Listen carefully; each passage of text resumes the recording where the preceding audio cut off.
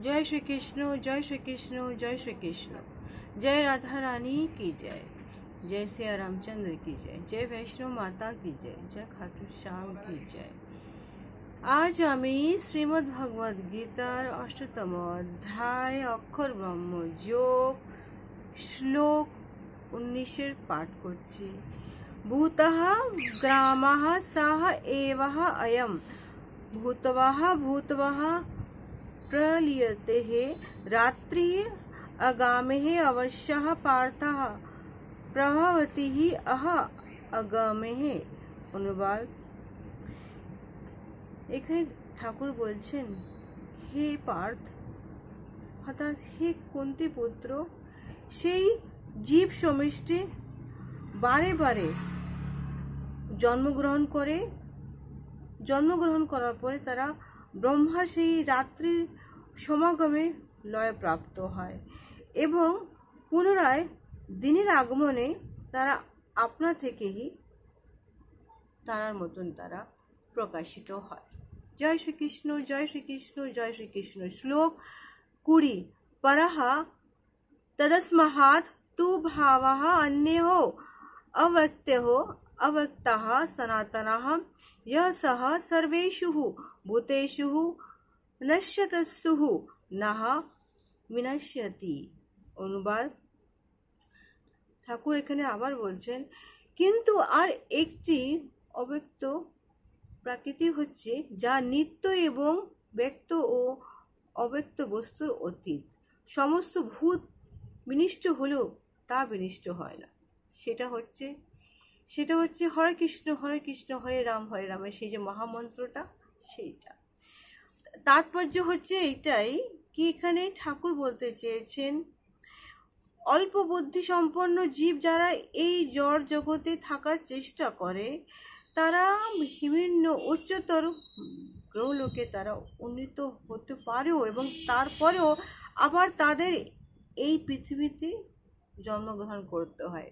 তারা ফিরে আসে আবার এই পৃথিবীতে, তার জন্ম মৃত্যু জীবন, তার জর্জরিত ব্যথা দুঃখ কষ্ট সব কিছু ভোগ করার জন্য।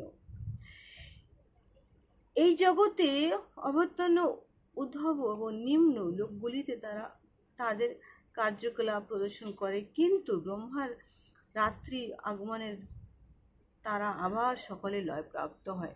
অর্থাৎ আমাদের মতন জীব যারা এই পৃথিবীতে জন্ম নেয়, কোনদিন ভেবে দেখেছেন কি আমরা সেই 9টা মাস সেই কষ্ট করে মায়ের গর্ভে থাকি, সেই ছোট্ট একটি জায়গার মধ্যে যেখানে আমরা নড়তে পারি না, ঠিক মতন ঘুরতে পারি না, সেই কষ্ট করে থাকি কেন? সেই কষ্ট করে আমাদের জন্ম হয়, আমাদের মা আমাদেরকে জন্ম দেয়, যেমন তার কষ্ট হয় তখন আমাদেরও তো এরকম কষ্ট হয়। তারপরে সেই ভূমিষ্ঠ হওয়ার পরে আমরা আস্তে আস্তে ভুলে যেতে থাকি, সেই ঠাকুরের সংস্পর্শ ভুলে যেতে থাকি আমরা সব কিছু। আবার এই দুনিয়ার সেই রংমঞ্চে এসে আমরা সব কিছু ভুলে গিয়ে আবার সেই নিত্য কার্যকলাপ করতে থাকি।